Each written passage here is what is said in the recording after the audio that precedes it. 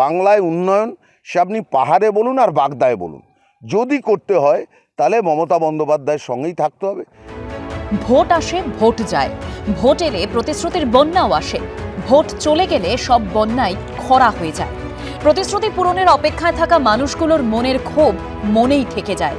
কিন্তু হঠাৎ যদি সামনে আসেন বিধায়ক, পুরনো প্রতিশ্রুতি নতুন করে তুলে ধরেন, তখনই বেরিয়ে আসে অপেক্ষারত মানুষদের জমে থাকা ক্ষোভ। আপনার কথা দিতে হবে, এই ব্রিজটা করে দেবেন।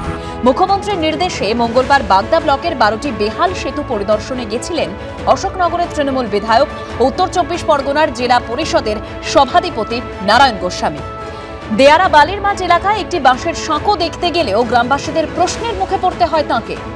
আমাদের স্কুল কলেজে যেতে সমস্যা, আমাদের ছোট ছোট বাচ্চা নিয়ে যেতে গেলে বাঁশের ব্রিজের উপর দিয়ে ওদের বাঁশের ফাঁকার মধ্যে কারণ পা ঢুকে গেল। ভোট যখন আসে তখন ওনারা আমাদেরকে আশ্বাস করে যান, কিন্তু পরে যখনই ভোটটা শেষ হয়ে যায় তখন আমাদের যেখানে আমরা দাঁড়িয়ে থাকি সেখানেই দাঁড়িয়ে থাকি। অনেকেই ব্রিজটা রাস্তাটা হচ্ছে না বলেই অনেকে ক্ষুব্ধ হয়ে পার্টি চেঞ্জ করেছে। সিন্দ্রানের রাঘবপুরেও একই অবস্থা। বেহাল এই বাঁশের সাঁকো পারাপার করতে মানুষের যে কি পরিমাণ অসুবিধা হয় তা শুনতে হলো তৃণমূলের জেলা পরিষদের সভাধিপতিকে। রাঘবপুরের লোক চরম অশান্তিতে আছে, এদের ক্ষোভ থাকাটাই স্বাভাবিক। উপেনবাবু এই ব্রিজের শিলান্যাস করেছিলেন, কিন্তু ব্রিজটা কি কারণে হয়নি আজও পর্যন্ত আমরা জানতে পারিনি।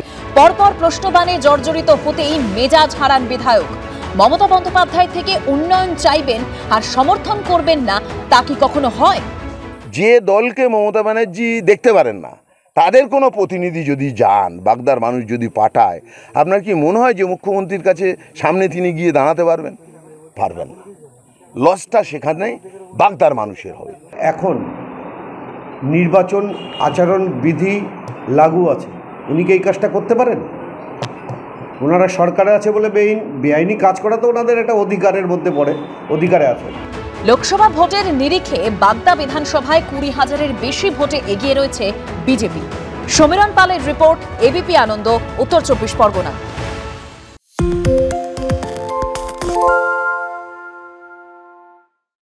সত্য অন্তহীন, সত্যের খোঁজও তাই, সত্য সন্ধানে তাই আমরা অক্লান্ত, অকুতভয়। এবিপি আনন্দ নতুন ভাবনার প্রতীক, যা মনে মুক্ত, তথ্যে যুক্ত এবং যাবতীয় সীমানার বাঁধন থেকে মুক্ত।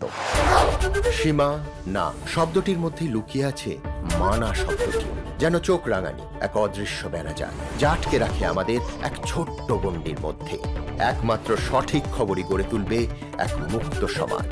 সেই জগৎ গড়ার লক্ষ্যে কোনো সীমানার ঠুকুটি আমরা মানব না। এবিপি আনন্দ এগিয়ে থাকে, এগিয়ে রাখে।